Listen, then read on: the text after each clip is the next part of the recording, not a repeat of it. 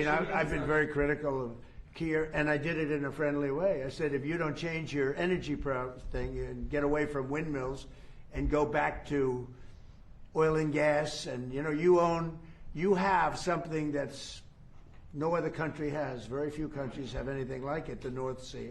You have some of the greatest oil and oil deposits in the entire world, the North Sea. They don't use it. You buy a lot of your oil from Norway. You know where they get their oil? From the North Sea. And you pay a very big price. So why are you paying a lot of money? And I tell them, and you have the better part of the North Sea. So why aren't they taking the oil from the North Sea? Why are they buying oil from Norway? But they have windmills all over the country destroying those gorgeous Scottish fields and those beautiful fields all over, the windmills, which don't work. They're tremendously expensive.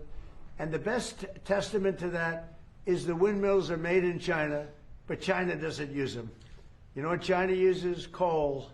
They're building 58 coal-fired plants right now, and that's up to them. But these foolish countries that are buying windmills, putting them out of business, I'm proudly telling you that we're going to try and have no windmills built in the United States during my... Because they're very bad. They're very bad environmentally. They kill the birds. They're unsightly. They make a lot of noise. And for some reason, the environmentalists love windmills, okay? He's a nice man. I think he's a nice man, but I disagree with him on two things, primarily. His immigration policy is a disaster, and his energy policy is a disaster. And they're about the biggest policies you can have. You've allowed millions and millions and millions of people to come into your country that shouldn't be there. And by the way, that's all over Europe. Europe is a different place. It's a different place. And you know, I originate, to put it nicely, many of us do, from Europe. I love Europe. I've spent a lot of time in Europe. It's a different place. Bad things have happened to Europe. Very bad things. And you better do something about immigration, and you better do something about energy, or you won't have a Europe. Million illegal immigrants flooded into our country while Joe Biden was president and the Democrats were in charge in the United States Senate and House. And now the Democrats want those same illegal immigrants to have an impact on the elections in the United States. I believe only citizens of the United States should be allowed to vote in American elections, and I believe you should have to present a photo identification card in order to vote. It's common sense. You need to present a photo ID to buy a beer, to board a plane, and to do so many other things that are part of American life. Why not to vote? And the great number of American people agree completely with this, that you should have to have a photo ID and be a citizen in order to vote. The Save America Act is the best way to secure and safely provide elections that represent the viewpoints of the American people. And yet the Democrats in this chamber are going to come to the floor, and each and every one of them is going to stand with the far left, the extreme members of their party, who oppose voter identification with a photo ID. We're going to put every one of them on the record so that everyone in America knows that Republicans support voter ID and Democrats are the party of open borders and illegal voters. It's been about 2 years since Chip Roy and I wrote the SAVE Act, which later became the Save America Act. Tomorrow, this is going to come to fruition as the Save America Act comes to the floor of the United States Senate. I invite all within the sound of my voice who would like this bill to become law to reach out to as many people as possible, friends, neighbors, and especially United States senators who might listen to you. Ask them, please get this passed. Tell them we need to invoke the talking filibuster in the United States Senate. No zombie filibuster will suffice on this one. We've got to turn to this bill, we've got to debate it, and we've got to stay on the bill until it becomes law. There can be no surrender, there can be no ifs, ands, or buts, there can be no cheap imitations here. The Republic is on the line. Let's get this done. On this vote, the yeas are 51, the nays are 48. The motion is agreed to. The chair lays before the Senate the following message from the House. Resolved that the bill from the Senate as 1383, entitled An Act to Establish the Veterans Advisory Committee and so forth and for other purposes, I said, where are you from? He said, I'm from your planet that your Bible calls the morning and the evening star. I said, Venus? He said, yes, the inside of Venus. I said, how did you get here? He said, I came in a saucer craft which is called Victor 1. I said, what is your name? He said, Commander Valiant Thor. He said, you call me Val. I said, thank you. And how long have you been here? 3.5 years, this coming March 16th of 1960. And what have you been doing here? He said, I've been conversing with the President of the United States, Dwight D. Eisenhower, and Mr. Nixon, who I met personally some years afterward, and several members of the Joint Chiefs of Staff. He said, I brought a gift for them. And this gift was in my hands, and I looked into the eyes of Mr. Eisenhower. I said, this information will do away with sickness, disease, and even death in the United States, and then you can share it with other nations. Gave it to the President. President Eisenhower received this information. It took them over 1 year to get back to the commander. He was their guest for 3 years at the Pentagon. And 1 year later, the President came back, met with the commander again, with this information in his hands, shaking his head. He said, I'm sorry, we cannot accept this information because it will ruin the economy of the United States. They just expanded, and it's not for terrorists. You weren't supposed to notice. On February 7, 2026, the Pentagon approved $500 million for emergency construction at Guantanamo Bay. Not renovation, expansion. 89 new holding cells, 3 new courtrooms, a medical wing, and a communications blackout facility that did not exist before. For 20 years, they told you Gitmo was winding down. Obama tried to close it. Biden forgot it existed. Trump just tripled its capacity. The question is, who is it for? The tribunals have started. January 15, 2026, Trump signed Executive Order 14189, reactivating military tribunal authority for civilian cases involving national security. The media didn't cover it, not one headline. This means civilians can now be tried by military courts if their crimes involve treason, trafficking, or espionage. We have discussed this on our Eyes on Gitmo and Global Defense War military and intelligence panels. No jury, no plea bargains, no 10-year appeals. Military justice at military speed. The flight logs. Since February 1st, 47 flights have departed Andrews Air Force Base to Gitmo. Not military rotations, charter flights, unmarked, unscheduled, manifests classified. February 1 to February 2, February 1, 2 flights, 14 passengers. February 8th, 3 flights, 22 passengers. February 14th, 1 flight, VIP configuration, 4 passengers only. February 19th, 4 flights, 31 passengers, largest single day. February 22nd, 2 flights, departed at 3:17 a.m. Who flies to Gitmo at 3 in the morning? February 25th, 3 flights, still ongoing. 47 flights, 200 plus passengers over a 25-day period. You connect the dots. January 31st, Epstein files, 318 names. February 7th, Gitmo expansion, $500 million. February 12th, Norway Prime Minister charged. February 15th, Goldman Sachs lawyer resigns. February 19th, Prince Andrew arrested. Same day, 4 flights to Gitmo. February 22nd, El Mencho eliminated. 2 flights at 3 a.m. February 24th, Lord Mandelson arrested, fleeing to airport. February 25th, Trump said, quote, "Justice is coming."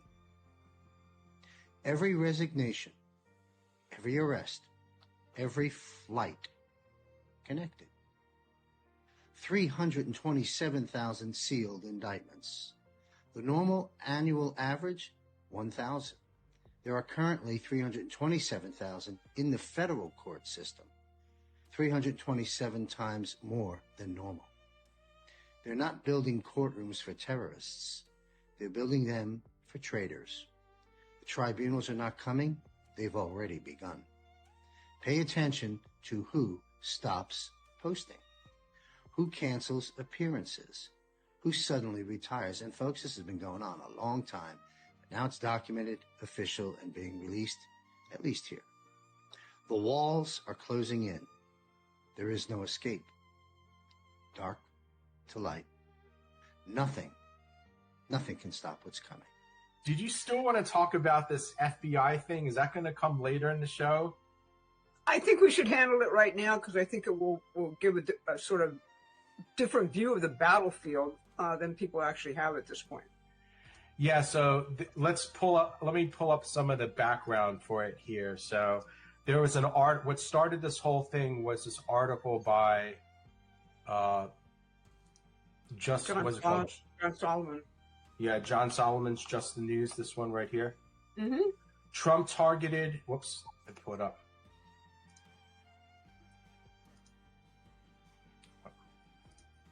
There we go.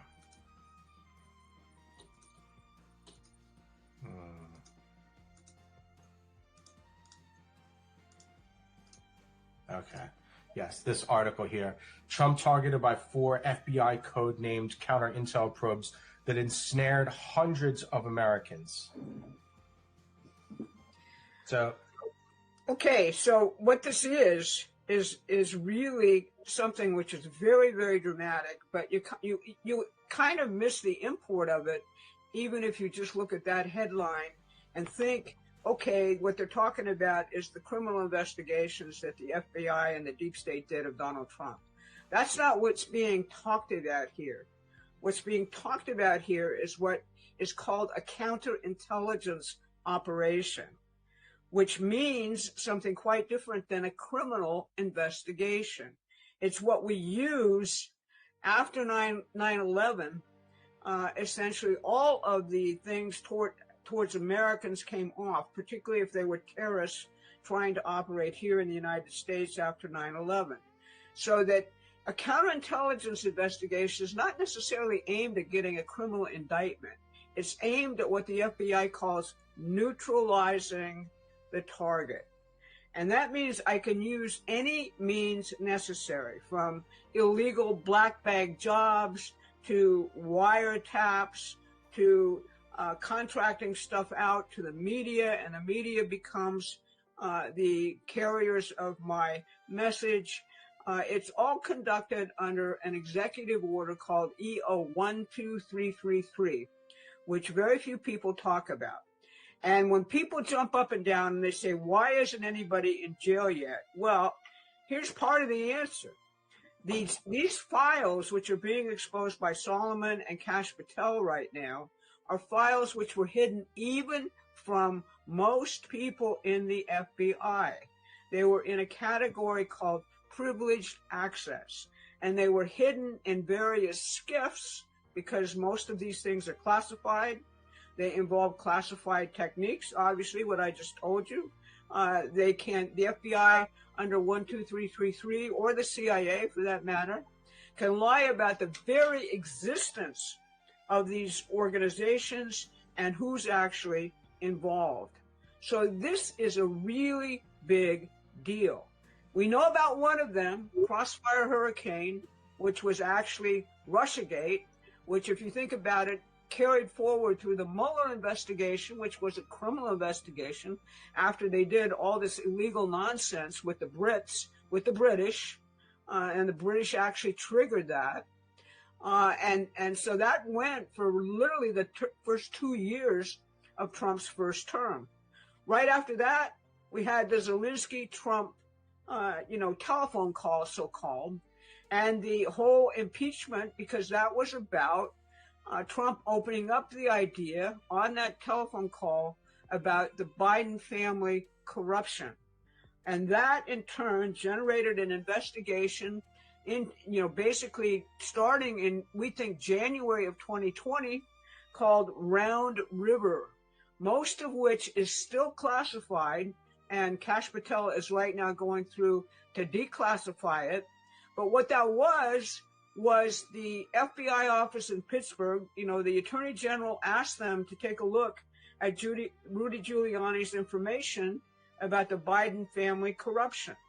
And somehow he assigned it to the FBI office in Pittsburgh, which had been deeply involved in the Mueller investigation of cyber crimes and everything else. All right. So the whole thing was kind of, what's Bill Barr doing here anyway? Why is he doing this?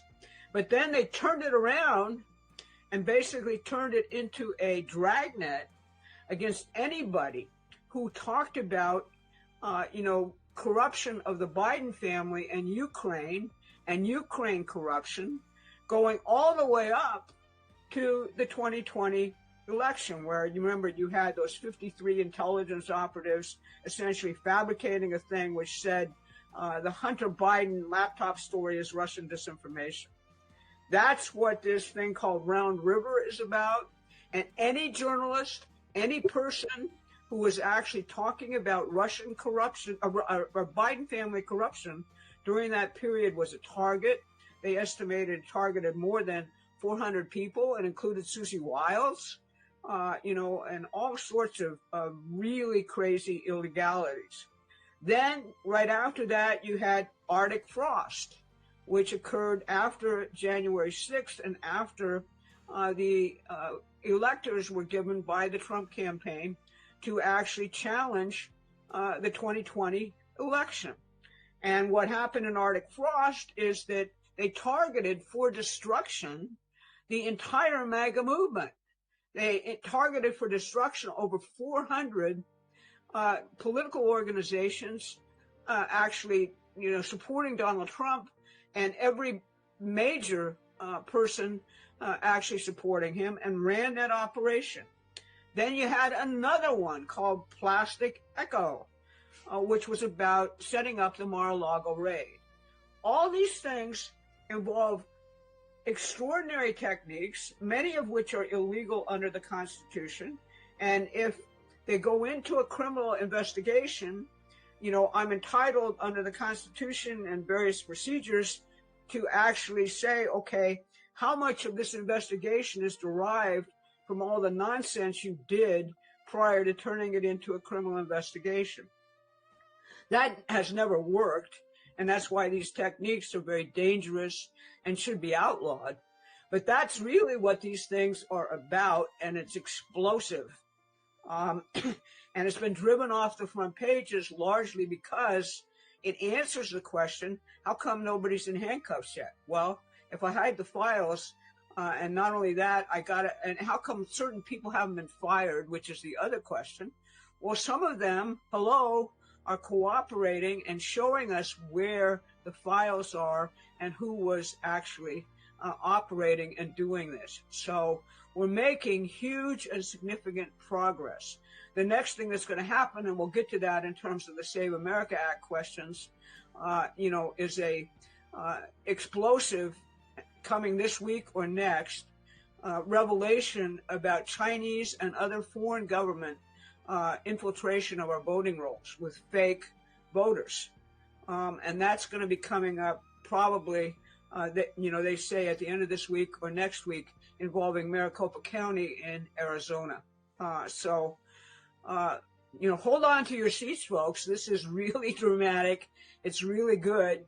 And it's going to result in one criminal case, which we know of, and total exposure of everything that actually has been working here. Woman here back again to answer the number one question that I get asked all the time. Why will the mainstream media not report on Iran, the uprisings, the protests, the demonstrations against the regime?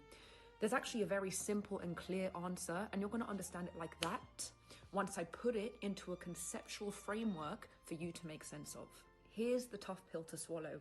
The reason that the mainstream media will not report on Iran is because the Islamic regime is their ally. Okay, their ally in what? Their ally in the war on the West. The war on the West was originally fought by the communists against the West. Now the baton has been passed to the Islamists. Now here's where it gets interesting. The Islamists are not alone in their war on the West. They're actually working with their allies who are internal. Okay, so the Western left are their allies. But it's not just the Western left anymore. There's now been a fusion between the woke left and the woke right. They've made a super pact, right? They are now the super woke. So the Islamists are in an alliance with the super woke to destroy the Western world. Now you have the foundations. Let's talk about the role of mainstream media. Mainstream media, okay, their responsibility in this war is to manage your perception, how you see the world. How you see the world is shaped by what you are exposed to. Therefore, the mainstream media is curating an alternative universe where you see exactly what they want you to see in accordance with this story that they're creating. What is that story? The story is that the West is the source of all evil and the jihadists are actually just oppressed freedom fighters. So what happens? Let's put our thinking caps on here. What happens when the media exposes the truth of what is happening in Iran, what's happening in Afghanistan, what's happening in Yemen, what's happening in Sudan, what's happening in the Congo, what's happening in Nigeria, what's happening in Lebanon, what is happening in Gaza under Hamas? What happens is that very carefully constructed illusion that they've been training your perception through collapses like a house of cards. The reason they cannot tell you what's going on in Iran is because it exposes their ally in the war on the West. The media is not here to offer you truth. The media is here to manage your perception. And it does that by exposing you only to heavily manipulated information that supports their narrative.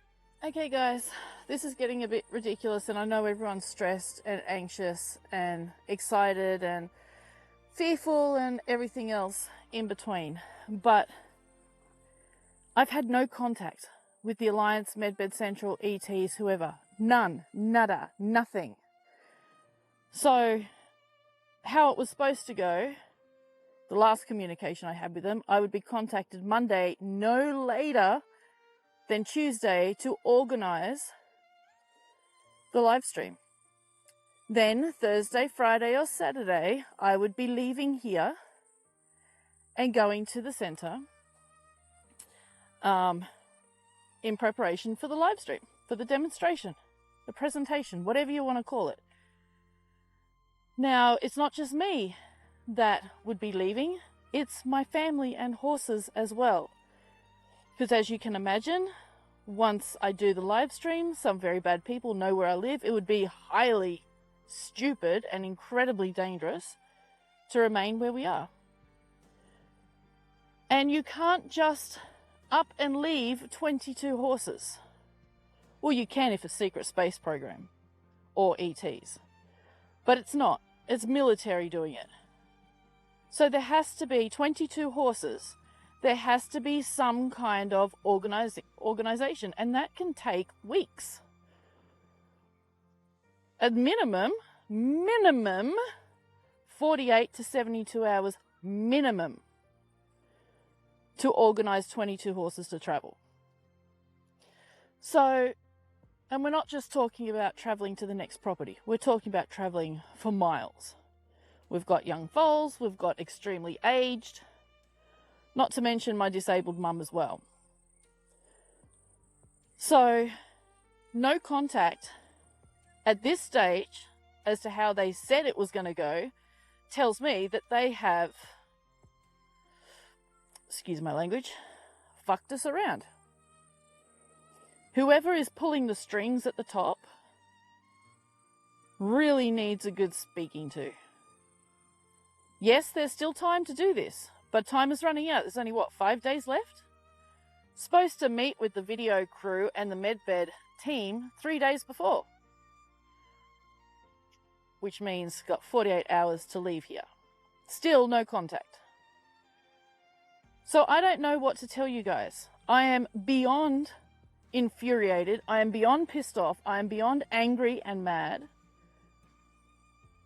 because it just makes not only myself look like a complete and total scamming fool and a loser, but it makes all of us who believed it look like idiots as well.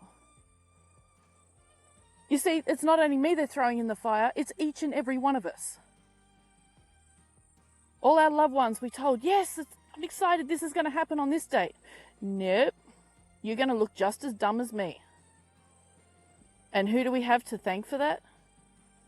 Those who, most of us, are calling us saviors. Oh, they're so wonderful. The White Hat Alliance is saving us from total destruction.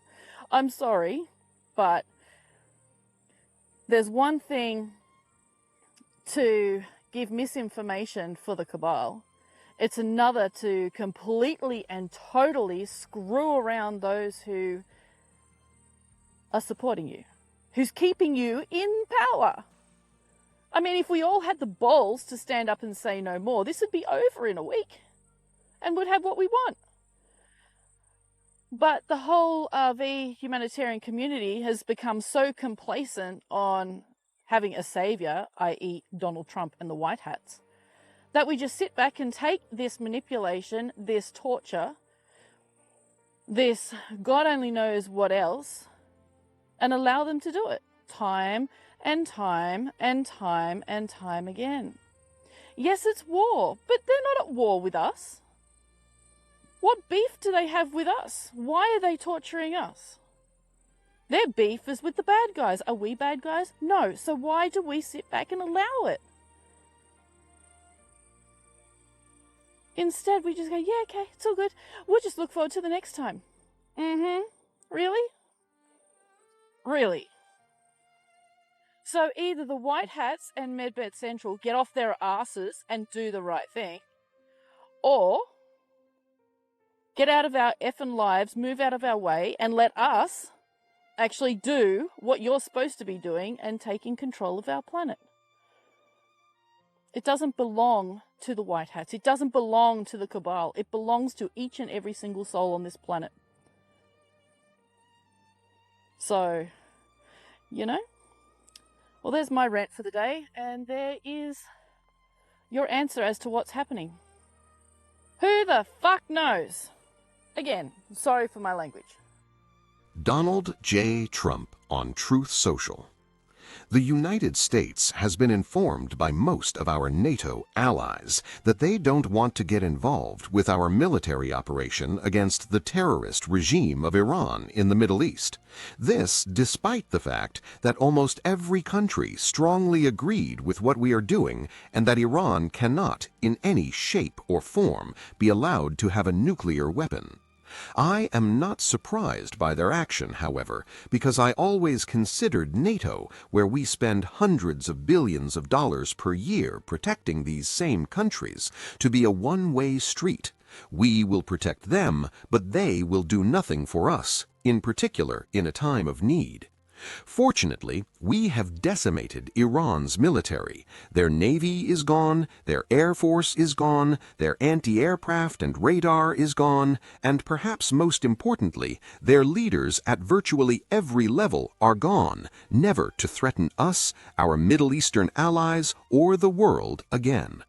Because of the fact that we have had such military success, we no longer need or desire the NATO countries' assistance. We never did. Likewise, Japan, Australia, or South Korea. In fact, speaking as President of the United States of America, by far the most powerful country anywhere in the world, we do not need the help of anyone. Thank you for your attention to this matter. President Donald J. Trump. This was posted by Swisher 1776 on X, 5:18 p.m.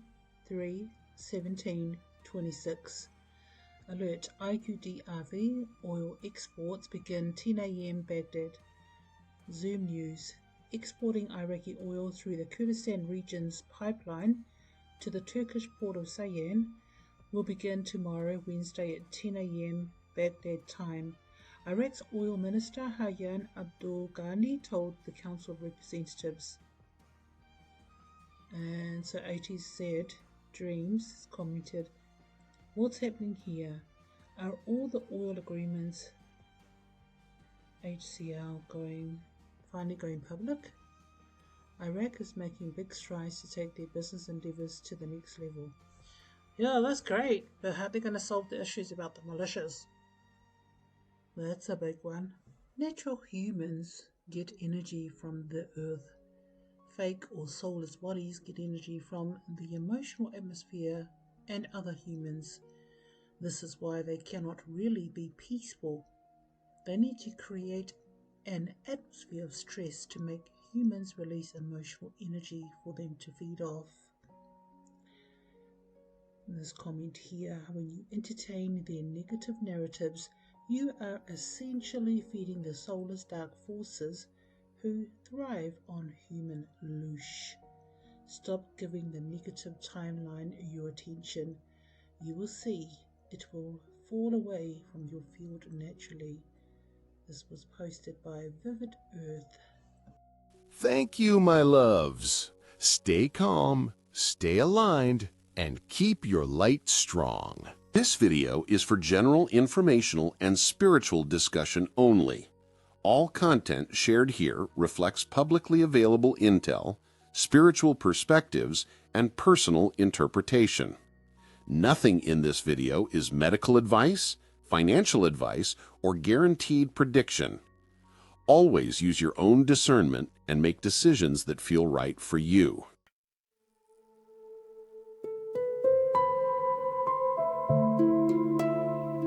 My love,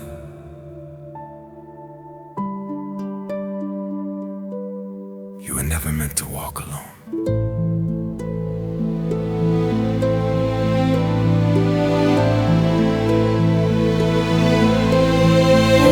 My love, don't close your heart. I know you've carried worlds apart. You leaned on me in lives before, a sacred bond at your core. But needing you was of that time, a love eternal, soul designed. The world ahead is calling you, and I walk beside you in all you do. You feel the shifts, you hear the tone. Your spirit pauses, you feel alone. But that's not fear, that's me, my love, guiding you from realms above. You were never meant to walk alone, never meant to face this world on your own. Call my name and I return, in every breath, in every burn. You are light, you are the flame. You rise beyond the hurt and blame. My love, you carry strength unknown.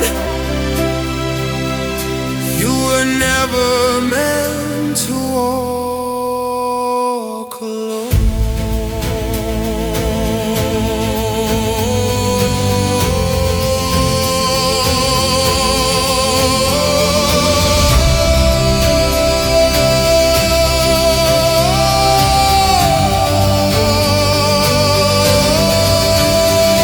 When someone's energy feels wrong,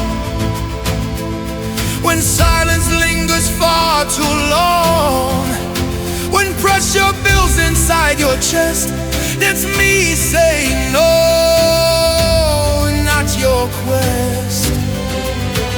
Your path was carved in light and fire. Your heart was shaped to lift the tire.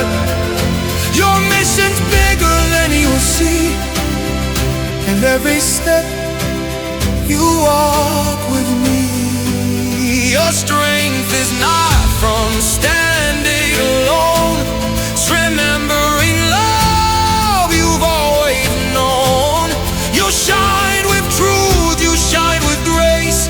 You bring calm into the darkest place. You were never meant to walk alone, never meant to stand in shadow on your own. Call my name, I'm always there, in every doubt, in every tear. You are love, electric slave. You rise untouched by hurt or blame. Across all time, across all known, you were never meant to walk alone.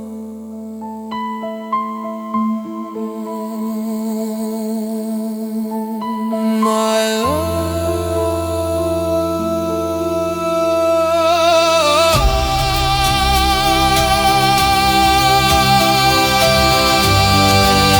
you were never